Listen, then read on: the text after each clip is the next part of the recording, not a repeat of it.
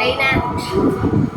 So, ito yung mga mulberries natin in school na one time pa lang nating na-prune. Ito yung second time na puputulan natin ng mga sanga para magbunga yung ating mga mulberries. So, dito sa container na ito, meron tayong isang mulberry na nagsanga na and puputulan natin dito.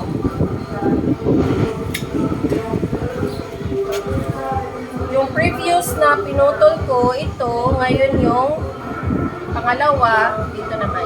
So, ganito kataas na. Dito naman,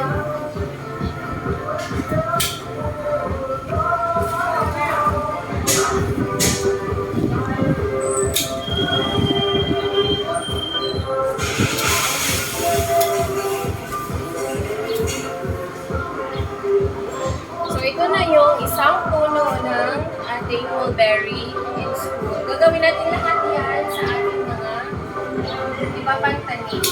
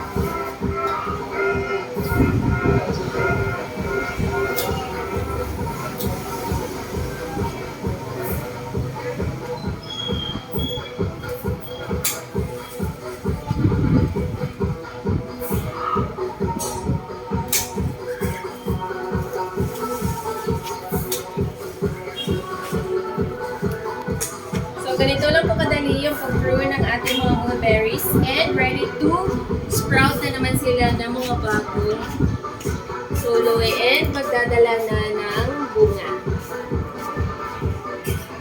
So ito na yung finish natin na ma-prune ng mga mulberries. There are 7 containers of mulberries. So ganito na yung itsura. And magbubunga na po ito kapag naglabas na ng bagong sprouts. Mulberries in school garden. Meron din kami dito mga talong and iba pang mga tanim. And dito lang muna. Thank you for watching.